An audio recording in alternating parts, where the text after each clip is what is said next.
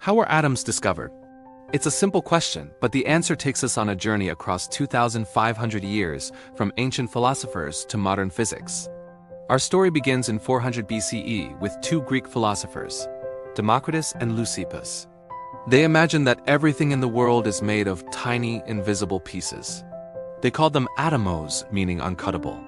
But here's the twist: there was no experiment, no math, no proof.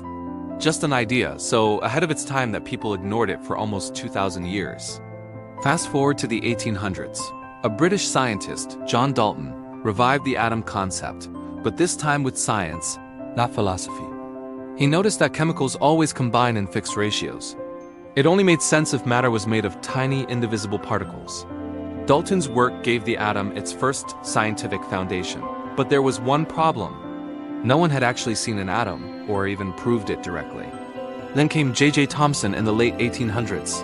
He discovered the electron using a cathode ray tube, showing that atoms weren't solid, indivisible balls. They had smaller parts inside. This shattered Dalton's model and created a new one. The plum pudding model.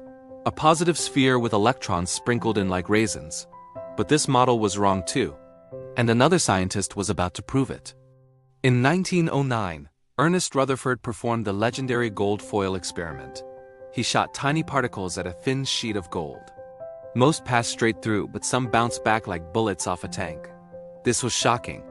Rutherford realized that matter is mostly empty space, with a tiny, dense nucleus at the center. For the first time, we understood the shape of the atom.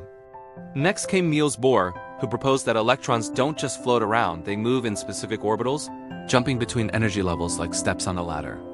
Then quantum physics arrived. Scientists like Schrödinger, Heisenberg, and Dirac discovered that electrons behave like waves, not just particles. The modern atom became a cloud of probability, not a mini solar system. Today we know atoms are made of electrons, protons, and neutrons. And even these are built from smaller particles called quarks. What began as a philosophical guess became one of the most precise scientific realities ever discovered. So, how were atoms discovered? Not in one moment, not by one scientist, but through centuries of ideas, experiments, mistakes, and breakthroughs. The atom is a reminder that every big truth starts as a small question. This is Science with Facts by Fano. If you want more mind-blowing science stories, make sure to subscribe. Thanks for watching.